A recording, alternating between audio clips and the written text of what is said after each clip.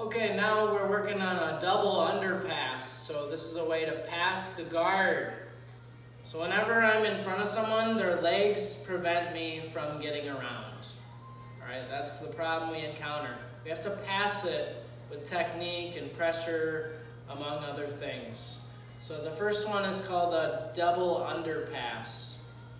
So we're going to assume that we broke their guard open. Okay, so this is the guard is open. When their legs are around us, it's closed. If it's closed, I have to break it open somehow. Okay, so I can do one real quick, like a standing guard break like this.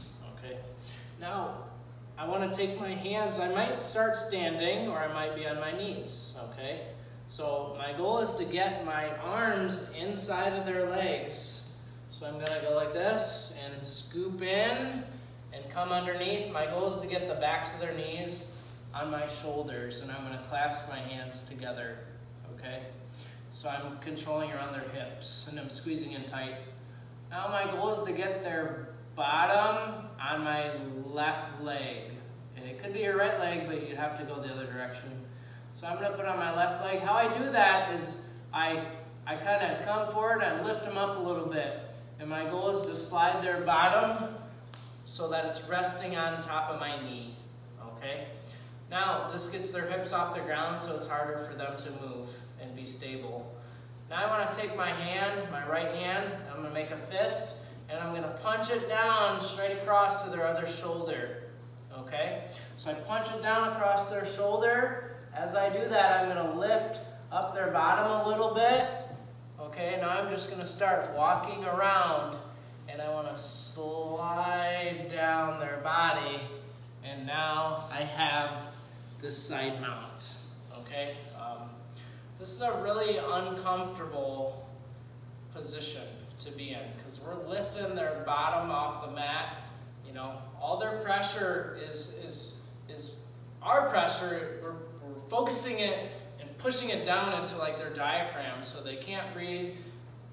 They also really can't move, so we kind of make it really, really hard for them. But honestly, that's the point, okay?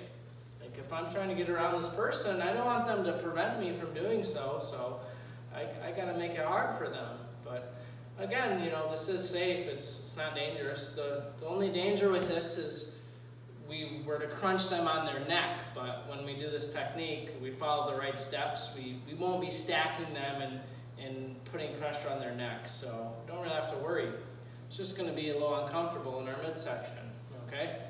So again, I want to scoop underneath, backs of the knees on my shoulders. I want to lift them up and get my knee underneath them. Now I take my hand to that far shoulder. When I do that, I reach this back to kind of prop them up, all right, and hold them up. So think like your wallet's back there. That's where we're basically putting our hand. Not on their bottom, above that, of course. Now, I'm coming over across. I get up on my toes. And now I just start, I want to slide down. I don't want to circle my head out.